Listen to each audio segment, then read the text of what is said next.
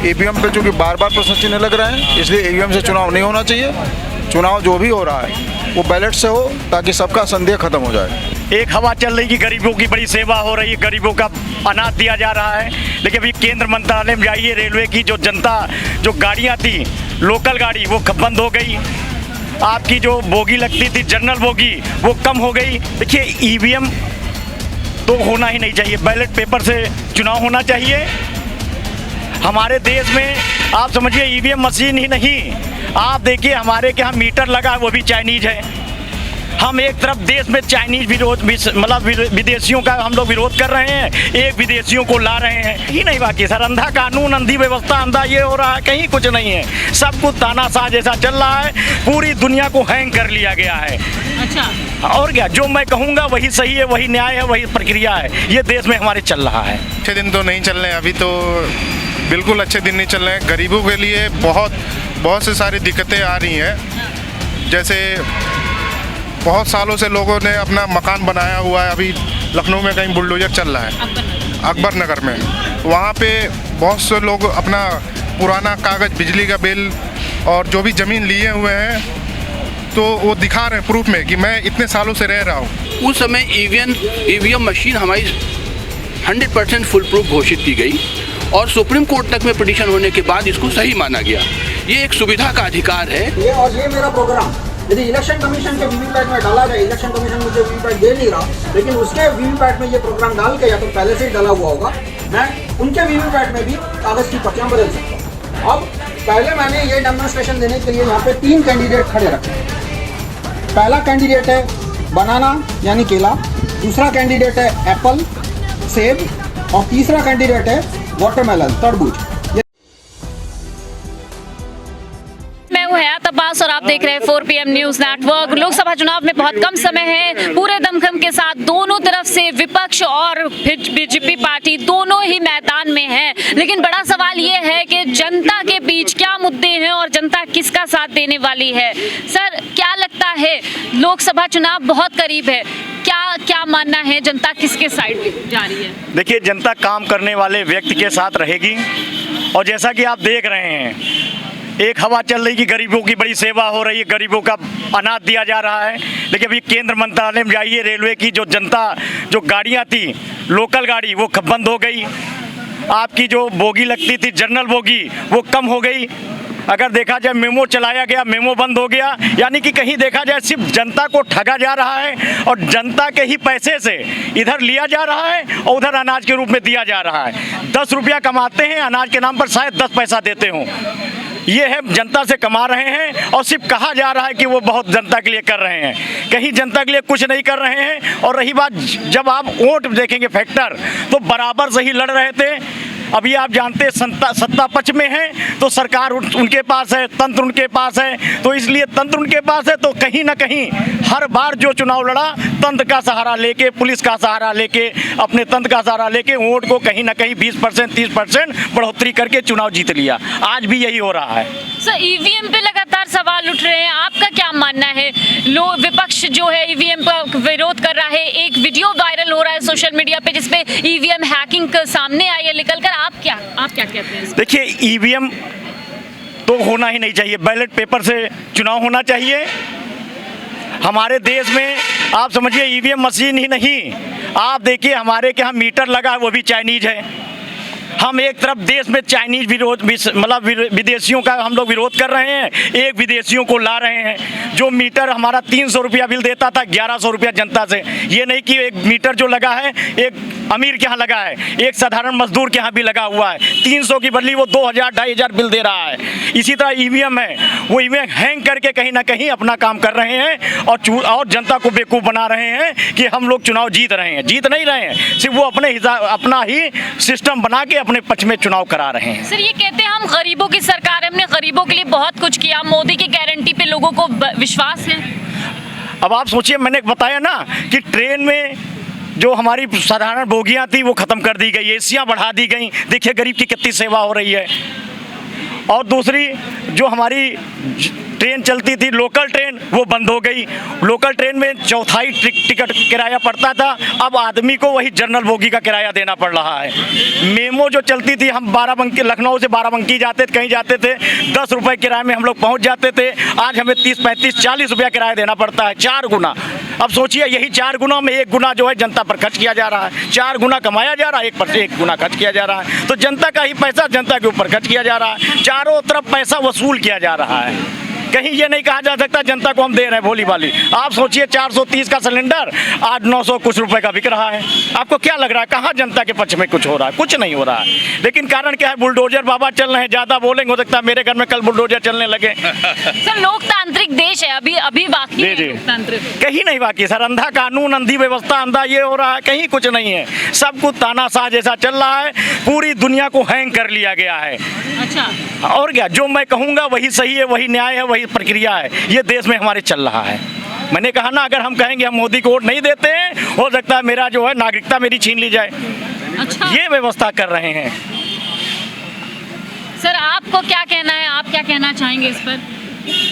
बिल्कुल देश में जो चल रहा है वो बिल्कुल सही नहीं है। कह रहे थे भू माफियों को हम खेदेंगे, लेकिन आज बस्तियाँ उजाड़ी जा रही हैं, जिनके पुरखे कई पीढ़ियों से बस्तियों में पूरे प्रदेश में हर जगह अभियान चलाया जा रहा है कि प्रति आध भूमि खाली करा रहे हैं।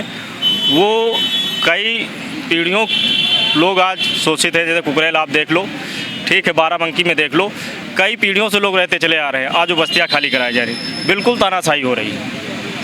सर ये तो कहते थे देश में अमृतकाल चला देंगे, अच्छे दिन चल रहे, वाकई में अच्छे दिन चल रहे सर? अच्छे दिन तो नहीं चल रहे हैं, अभी तो बिल्कुल अच्छे दिन नहीं चल रहे हैं। गरीबों के लिए बहुत से सारी दिक्कतें आ रही हैं। जैसे बहुत सालों से लोगों ने अपना मकान बनाया हुआ है, अभी लखनऊ में कहीं बुलडोजर चल रहा है, अकबर नगर में, वहाँ पे बहुत से लोग अपना पुराना कागज़, बिजली का बिल और जो भी ज़मीन लिए हुए हैं, तो वो दिखा रहे हैं प्रूफ में कि मैं इतने सालों से रह रहा हूँ, लेकिन फिर भी उन पे बुलडोजर, उनके घरों पे बुलडोजर चल रहा है। लेकिन मेरा मानना है कि ये सब गलत है। मैं यहाँ पे रह रहा हूँ, 20 साल से मैं यहाँ पे रह रहा हूँ, तो मेरा और सरकार का फ़र्ज बनता है कि मुझे यहाँ पे ज़मीन दिया जाए प्रॉपर, और वो वहाँ पे शायद कुछ अपना रिवर फ्रंट जैसे कुछ वहाँ पे बना रहे हैं, तो ये बिल्कुल गलत है। और ईवीएम से रिलेटेड बोलना चाहता हूँ कि ईवीएम मशीन कोई भी ऐसी मशीन नहीं है जो हैक नहीं हो सकती, सब चीज़ हैक किया जा सकता है। और ईवीएम मशीन अमेरिका जैसे बड़े देशों में बैलेट पेपर से वोटिंग होता है वहाँ पे, तो मेरा मानना है कि इंडिया में भी बैलेट पेपर आना चाहिए। सर ये तो कहते हैं ना कि लाए तो कांग्रेस ही ईवीएम को, अब हटाने की मांग कर रहे हैं। अभी ये उनका अलग इशू है, लेकिन ईवीएम हटना चाहिए। जो कुछ भी लाए, जो भी सरकार लाए, लेकिन ईवीएम हटना चाहिए। ये हैक हो सकता है। मेरा मानना है कि विश्व जो है 21वीं सदी में विकास की तरफ जा रहा है, और नई नई तकनीक का आना अवश्य। हमको 1400 साल पहले नहीं जाना है। हमारी इतनी बड़ी जनसंख्या है देश की, 140 करोड़। हम जापान, अमेरिका और छोटी छोटी कंट्री नहीं हैं। और जब विपक्ष जीत जाता है तो ईवीएम सही है, और जब विपक्ष हार जाता है तब ईवीएम गलत हो जाता है। इस तरह का विचार बिल्कुल जो है इसका जवाब सर देंगे। सर आप बताइए, ये कह रहे हैं कि भाई जो है हमें देश में तकनीकी बढ़ना चाहिए, तो ईवीएम रहना चाहिए। देखिए देश तो हमारा बढ़ गया, हमने बताया, फिर वही बात लौट के मैं वहीं जाता हूँ पीछे। हमारी जनता की बोगी खत्म हो गई, जो जनरल बोगी थी। देश हमारा कितना आगे चला गया। एक समय था लोग गाँव में जगह दे देते थे घर बनवाने के लिए, गरीबों को बसाते थे, मकान देते थे, स्कूल बनवाते थे, पार्क बनवाते थे, बच्चों खेलने के लिए जगह मैदान देते थे। आज क्या है कि वही जो दी गई मकान है, जो दिया गया सामान है, वही बुलडोजर बाबा ले रहा है। अब बड़ी बड़ी बिल्डिंगें, आपको मैं बता दूं, हम नाम नहीं लेंगे, कारण क्या हो सकता है कल गुंडे आके मुझको मारने लगे। आप लखनऊ में बहुत बड़े जो हैं झील पर बने हुए एक से एक इमारतें हैं, झील पर हैं, लेकिन हाई कोर्ट का या बुलडोजर बाबा वहाँ नहीं चल रहे हैं, क्योंकि वो बड़े बड़े लोग हैं।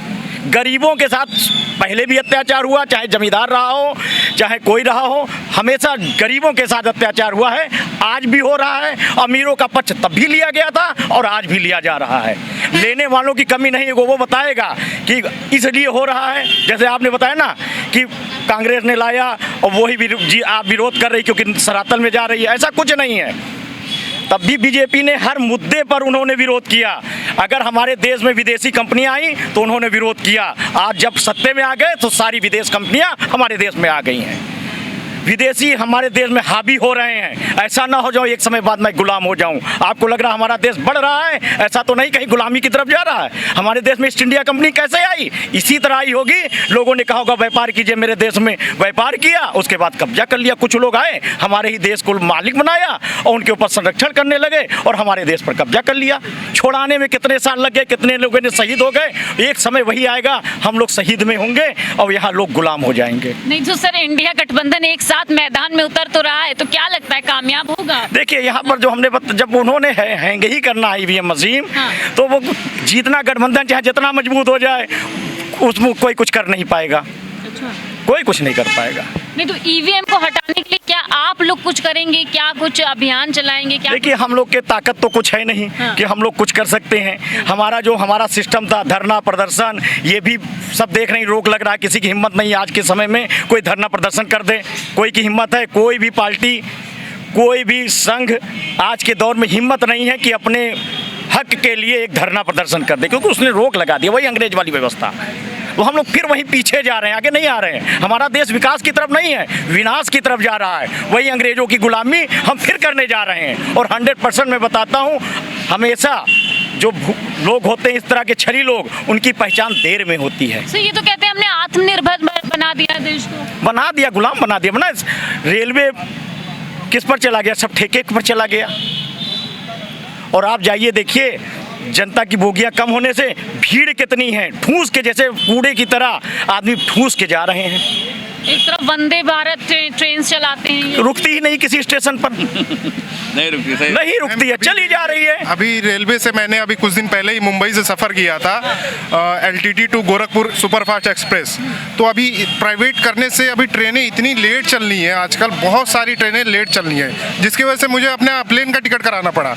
प्राइवेट कर देने से अभी ट्रेन में, हाँ, बहुत सारी दिक्कतें हुई हैं। अभी ट्रेन 20-20 घंटे लेट है, 20-20 घंटे ट्रेनें लेट चल रही हैं। अभी गोमती नगर से गोरखपुर जाना हो या उससे आगे जाना हो, जो बीच में 6-7 घंटे के सफ़र करने में 8 से 10 घंटे 12 घंटे ले रही है। तो ये सरासर गलत है जो प्राइवेट कर दिया है। तो ये नहीं होना चाहिए, हर एक चीज़ को प्राइवेट नहीं कर सकते। एक युवा है, युवा के तौर पे प्रधानमंत्री जी 2 करोड़ नौकरियों की बात करते हैं, आप तक पहुंची? कुछ नहीं पहुंचा। अभी मैं लखनऊ का हूँ, मैंने बहुत सारी ट्राई किया लखनऊ में जॉब के लिए, लेकिन नहीं मिला।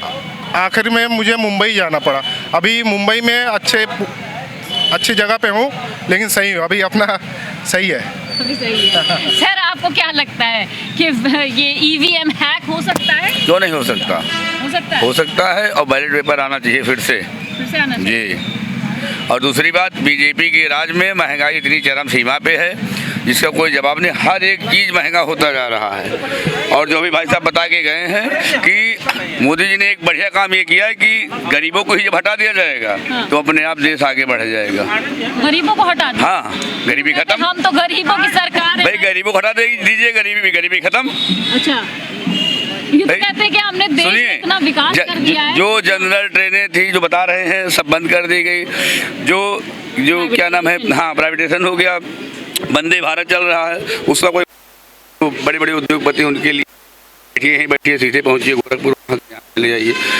हर जो है 2-3 गुना ज़्यादा महंगी हो चुकी है।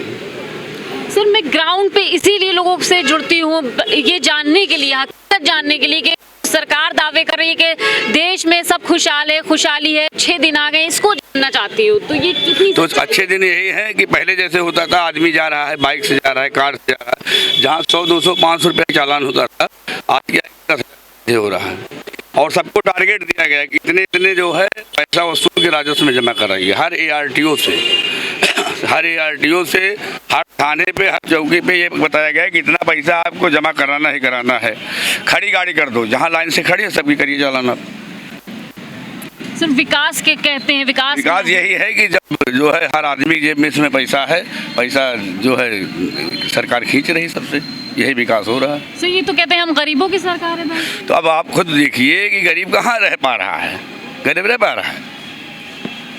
एक जो है 1000 रुपये लेके जाता है, सुनिए मैडम, 1000 रुपये लेके जाता है और पन्नी सामान लेके आता है, नहीं लाता जी। तब आपका क्या कहना है सर? किस इशू पर मैम आप पूछ रही हैं? यही ईवीएम को लेकर और तमाम मुद्दों पर जनता के बीच। ईवीएम के बारे में मैम ऐसा कहना है कि कुछ साल पहले माननीय सर्वोच्च न्यायालय ने भी रिटे फाइल हुई और उन्होंने सारी राजनीतिक दलों को, सब लोगों को अवसर दिया गया, निर्वाचन आयोग ने सबको अवसर दिया, सबसे कॉल करके कहा गया कि आप आएँ और बताएं कि ईवीएम कैसे हैक कर सकती है। बट हमारे मुख्य विपक्षी दल सहित भारत के किसी भी राजनीतिक दल में वो ऐसा करने में असफल रहे। उस समय ईवीएम मशीन हमारी 100% फुल प्रूफ घोषित की गई और सुप्रीम कोर्ट तक में पिटीशन होने के बाद इसको सही माना गया। ये एक सुविधा का अधिकार है। लोग अपनी हार को न मान करके अपने आचरण को, अपने राजनीतिक दलों को देश के लिए लगाने के बजाय। सर, अभी सोशल मीडिया पे जो एक वीडियो वायरल हो रहा है जिसमें ईवीएम 15 मिनट में हैक कर ली गई है, इसको कैसे देखते हैं? मैं जो भी सोशल मीडिया पर इस समय कोई भी वीडियो आ सकता है, क्या वो वीडियो जेन्युइन है? क्या उसके कहने वाले, बनाने वाले लोग ऑथेंटिक हैं? अगर वो इतने ही ऑथेंटिक हैं तो वो वहाँ निर्वाचन आयोग पर क्यों नहीं गए? और अगर उनको फिर ऑथेंटिक कुछ ऐसा लगता है तो फिर उनके पास अप्रोच करना चाहिए। कोई भी वीडियो किसी चीज़ पर भी बनाया जा सकता है आज के दौर में। और मतलब आपका ये मानना है कि ईवीएम हैक नहीं हो सकता है, आप ये मानते हैं सर? नहीं हो सकता है। जितने भी इलेक्ट्रॉनिक सामान हैं मैम वो हैक हो सकते हैं कहीं ना कहीं से जी, हो सकते हैं। लेकिन देखिए देश में बहुत लंबे समय से जो अराजकता, वैमनस्यता जो फैली हुई थी उसको सुधारने की दिशा में जो गवर्नमेंट काम कर रही है तो स्वाभाविक है कि उसमें अभी कुछ समय लगेगा।